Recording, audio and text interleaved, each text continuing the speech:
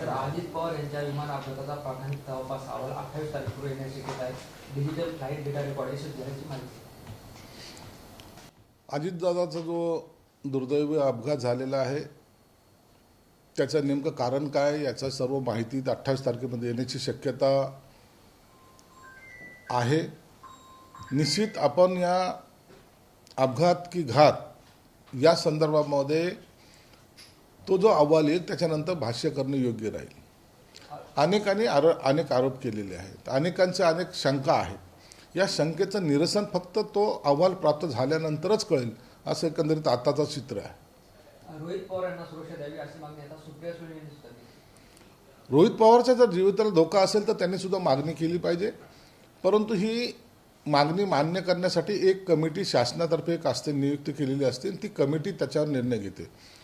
त्यांचा यंत्रणेमार्फत जर असं त्यांना वाटलं की यांच्या जीविताला धोका आहे तर निश्चित त्यांना हे संरक्षण दिलं जाईल आणि त्या संरक्षण देण्यामध्ये कोणाचाही काही विरोध असण्याचं काही कारण सुद्धा नाही. मुंबई अहमदाबाद बुलेट ट्रेनवर बोलताना गणेश नाईक असं माहिती की महाराष्ट्रातील लोकांना आता गुजरातमध्ये जाऊन व्यवसाय करायचा. गणेश नाईक हा कोणत्या नेमकं काय चाललंय त्याचं ना तेच कळत नाहीये. कोणत्या खात्याचे मंत्री आहेत ते माहीत नाहीत. खात्यासंदर्भात एखादं चांगलं विधान त्यांच्याकडून कधी ऐकलेलं नाही. कधी ते मुंबईवर बोलतात, कधी ठाण्यावर बोलतात, कधी आणखीन काही भ्रष्टाचारावर बोलतात. आता ते गुजरातवर बोलायला लागले. एक दिवस हे गणेश नाईक ह्या भाजप सरकारला अडचण जरूर आणेल. सर, भिवंडी महानगरपालिकेत काँग्रेस पक्षाने जे एक आदेश काढले, भाजपच्या महापौर पदासाठी नगरसेवकांनी त्यांचे मतदान करावं आणि उपमहापौर पदासाठी काँग्रेसच्या उमेदवाराला मतदान करावं. हे असे आदेश कोणी काढलेत, काय झालं तिथलचं स्थानिक राजकारण काय याबद्दल आता सखोल माहिती नसल्यामुळं लोकल राजकारणामध्ये हे काय ट्विस्ट यायला लागलेलं आहे. हे याला कारणं काय आहेत हे थोडं शोधावं लागतं. पण आपण बघतो काँग्रेस आणि भाजप एकमेकांच्या विरोधात असताना भाजपच्या महापौर पदाच्या उमेदवाराला मतदान करा असं काँग्रेस म्हणतं. आता कोण कुणाशी युती करेल याचा आता सध्याच्या राजकारणामध्ये काही नियम राहिलेला नाही. कधी काय घडेल याच्याबद्दल बोलता येत नाही, परंतु अधिकृतपणे जेव्हा हे सगळ्या युत्या होतील त्या टायमाला त्याच्यावर भाष्य करणं योग्य राहील. शरद पवार जे आहे ते राज्यसभेवर महाविकास आघाडीकडून जाण्याची शक्यता आहे. पवार साहेब आता राज्यसभेवर जाण्यासाठी त्यांच्याकडे असलेलं संख्याबळ, त्यांना काँग्रेसने किंवा उभाटाने दिला जर पाठिंबा असेल तर निश्चित ते राज्यसभेवर जातील. आता त्यांनी जावं की न जावं हा त्यांच्या पक्षाच्या अंतर्गत प्रश्न आहे, म्हणून त्याच्यावर आम्ही भाष्य करणं हे योग्य नाही. सर, सोलापूरच्या माढ्यात एक धक्कादायक घटना समोर आली. अन्न व औषध प्रशासनाच्या महिला अधिकाऱ्यावर गाडी घालण्याचा प्रयत्न केला. गुटख्यावर कारवाई करतात. गुटखाचा धंदा करणारे हे जे लोक आहेत हे सगळ्यात खतरनाक लोक आहेत. हे खऱ्या अर्थानं गुंडेगिरी सांभाळतात, पोसतात आणि हे 2 नंबरचे धंदे करण्यावाले हे माफिया आहेत ॲक्च्युअली. आणि असे लोक कुणाच्याही जीवाची पर्वा करत नाही. वाळू माफिया तसेच आहेत आणि हे ड्रग्स माफिया तसेच आहेत. म्हणून आता यांच्यावर मोक्कासारखीच कारवाई आता प्रत्येक वेळेला ही सरकारने केली पाहिजे. सर, माहिती असेल की राज्यसभेसाठी शरद पवार यांचं नाव मागे आहे आणि ठाकरे शिवसेना आता मोर्चे बांधत करताना पाहिजे. म्हणून सांगितलं की शरद पवारांनी जावं की नाही जावं याच्यावर आता काँग्रेस आणि उभाटाच्या लोकांच्या मताची किती गरज आहे हे एकदा पाहावं लागेल. ते कुणाला कसा पाठिंबा देत आहेत. आता उभाटा जर स्वतःच उमेदवार उभं करत असेल तर त्यांच्याकडे असलेलं संख्याबळ, त्यांना काही आवश्यकता आहे की नाही, हे सगळी वजाबागी बेरीज जोपर्यंत परिपूर्ण होत नाही तोपर्यंत उमेदवार कोण असणार आहे याबद्दलची थोडी शंका उपस्थित होते. आदित्य ठाकरे म्हणतात की जागा आमची आहे, सध्या तरी आमचीच आहे, संख्याबळानुसार आमची जागा म्हणतात.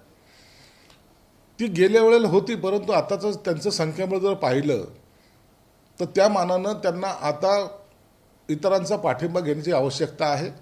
आणि जर त्यांनी घेतला नाही तर ते स्वबळावर त्यांची जागा येण्याची शक्यता कमी आहे. आमदार सुनील शेळके म्हणतात की भारतीय जनता पार्टीने अशा जे काही निवडणूक झाल्या यामध्ये ईव्हीएम हॅक करण्यासाठी 25 ते 30 लाख रुपये दिले होते.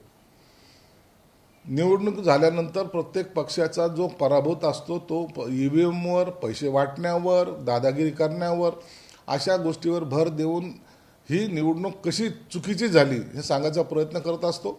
परंतु एकदा निवडणूक झाल्यानंतर तुम्हाला जो काही कायदेशीर मार्ग आहे तो मार्ग आहे कोर्ट.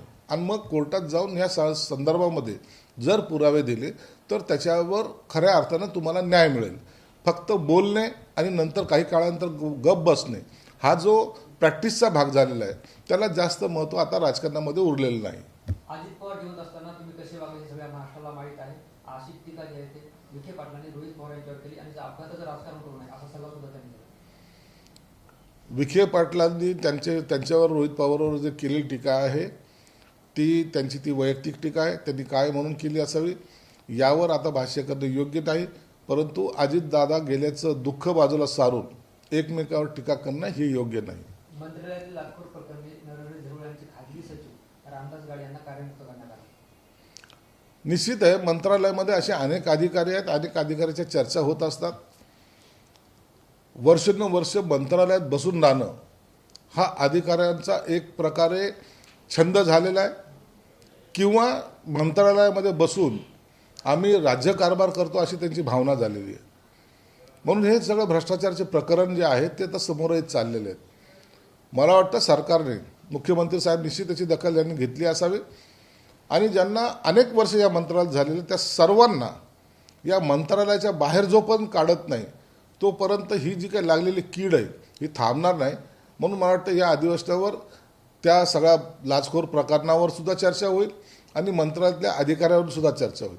म्हणून आता कठोर निर्णय घ्यायची भूमिका हे मुख्यमंत्री साहेब घेतील अशी निश्चित आम्हाला खात्री आहे. पुण्यात शिवजयंतीनिमित्त सावित्रीबाई फुले विद्यापीठात अमोल कोल्हेंचे व्याख्यान आयोजित करण्यात आलं होतं, मात्र त्याला विरोध करण्यात आला. असं व्याख्यान करायला कोणाला विरोध करणं हे योग्य नाही आहे. शिवाजी महाराजांवर जर कोणी कोणताही वक्ता जर बोलत असेल तो कोणत्या पक्षाचा, पार्टीचा हे न पाहता किंवा कोणत्या जातीचं हे न पाहता जर तो शिवचरित्रावर किंवा तो बाबासाहेब आंबेडकरांवर, महात्मा फुलेंवर, कोणत्याही महापुरुषावर जर व्याख्यान देत असेल तर त्याचं स्वागत केलं पाहिजे. विलिनीकरणानंतर अमोल कोल्हे प्रदेशाध्यक्ष झाले असेल असे रोहित पवार. आता जर तरच्या ह्या सगळ्या भूमिकेला काही अर्थ नाही आहे. आता विलिनीकरण होतं की नाही हे पाहावं लागेल आणि मला वाटतं ती प्रक्रिया आता दुसरं दिसते. आता ते विलिनीकरण होणार नाही असंच एकंदरीत चित्र आहे. थँक्यू.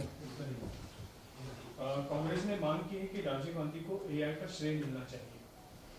अरे ये है कि अभी निर्मित अभी हुई है. कांग्रेस को ये बात जरूर है, कंप्यूटर हो या टीवी हो, इसका जो निर्माण किया गया वो टाइम ये तंत्रज्ञान लाने में राजीव गांधी का निश्चित बड़ा सहयोग था.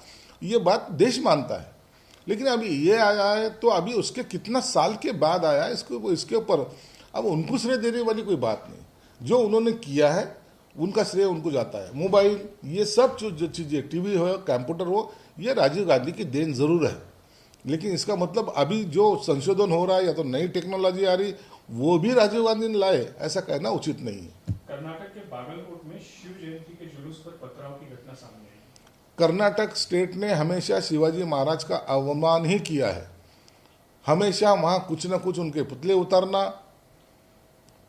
कोई पुतले गिराना, ये जो हरकतें हैं ये कर्नाटक में हमेशा होते आ रही हैं. हमारे सभी महापुरुषों का अपमान कर्नाटक के गवर्नमेंट ने हमेशा किया है. हम उसका निषेध भी करते हैं और सेंट्रल गवर्नमेंट से ये दरखास्त करेंगे कि ऐसी जो घटनाएं वहाँ हमेशा होती है उसके ऊपर उसकी इंक्वायरी जरूर करना चाहिए. सुप्रीम कोर्ट ने जो मुफ्त की रेवड़ी राज्य सरकारों द्वारा दी जाती है उसके ऊपर टिप्पणी करते हुए कहा है कि रेवड़ी नहीं रोजगार के अवसर पैदा करे.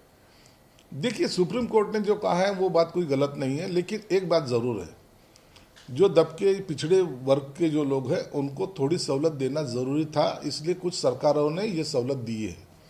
इसका मतलब ये नहीं है कि उनको रोज़गार की निर्मित नहीं होना चाहिए. रोज़गार के साथ एक सपोर्टिंग हैंड बोल के ये दिया गया है. इसलिए रोज़गार के ऊपर भी सरकार गंभीरता से सोचती भी है और उसके बारे में बहुत सारी योजना अभी कार्यान्वित हो भी रही है. कुछ सालों के बाद यहाँ का बेरोजगार उसके हाथ को काम मिलेगा, ये सरकार की कोशिश है. आप देखते होंगे बहुत सारी इन्वेस्टमेंट अभी दावोस के माध्यम से अभी अपने देश में आ रही है. तो ये रोजगार निर्मित का ही एक भाग है. इसलिए हम उस सुप्रीम कोर्ट के टिप्पणी को भी गंभीरता से लेते हैं. रोहित पवार की जान को खतरा, उन्हें सुरक्षा प्रदान की जाए, सुप्रिया सुले ने कहा.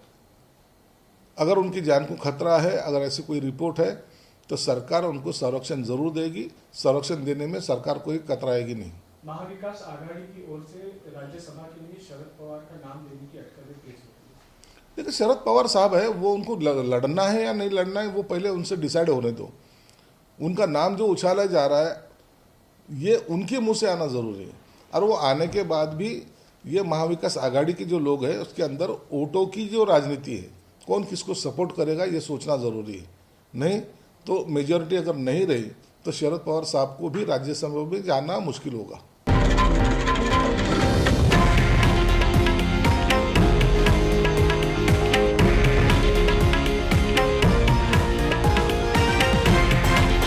हे आहे देशातील नंबर 1 न्यूज नेटवर्क आणि आपण पाहत आहात TV9 मराठी, एकमेव।